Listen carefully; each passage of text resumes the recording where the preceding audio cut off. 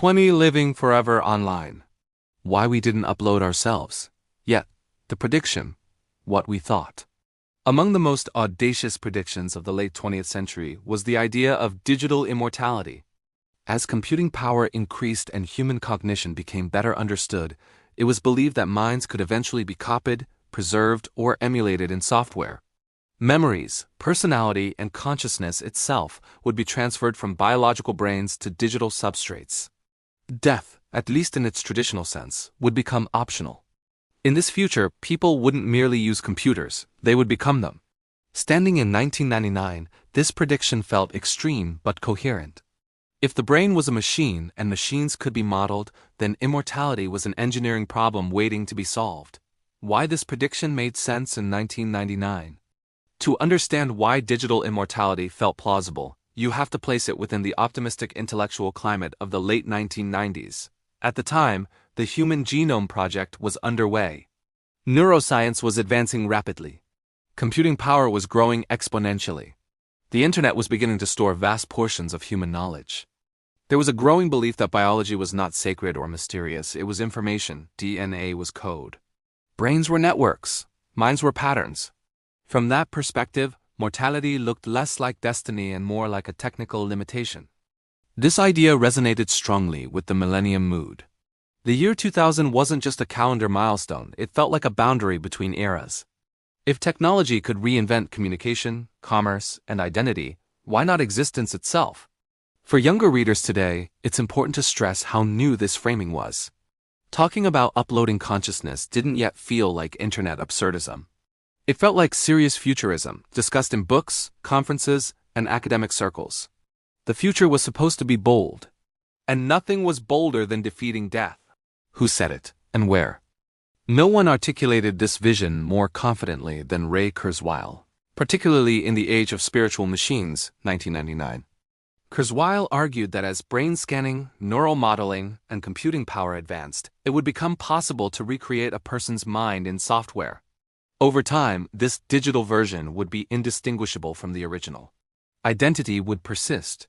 Consciousness would continue, just not in flesh. Importantly, Kurzweil didn't present this as metaphor. He described it as a literal future pathway, with rough timelines extending into the early to mid-21st century. In 1999, this confidence felt provocative, but not unserious. Kurzweil had a track record of accurate technological forecasts.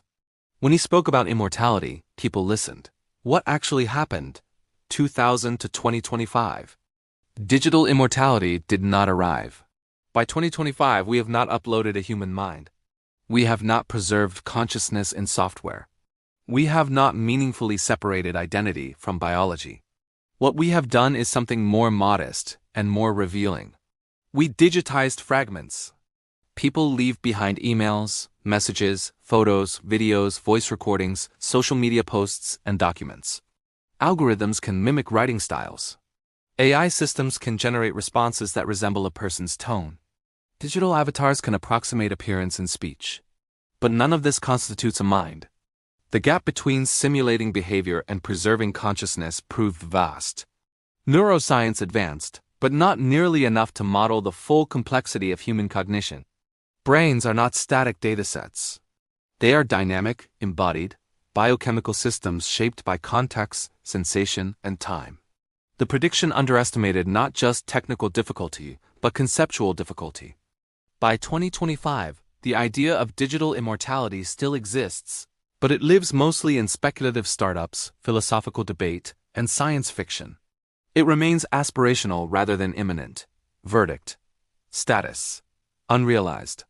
Digital immortality has not been achieved. Despite advances in AI, neuroscience, and data storage, we are nowhere near uploading human consciousness or preserving identity in a meaningful, continuous form.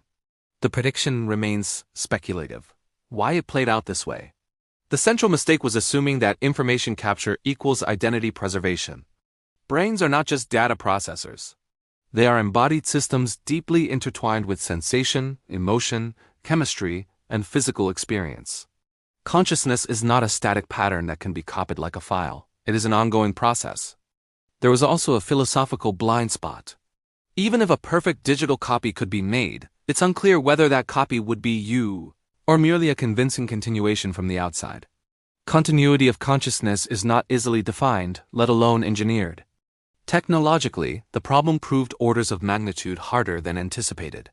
Scanning every neuron, modeling every synapse, and capturing subjective experience remain far beyond current capabilities. The future did not refuse immortality. It simply revealed how little we understand about being alive. What this prediction teaches us about the future. This case illustrates the limits of extrapolation. Exponential trends are powerful, but they don't dissolve unknowns.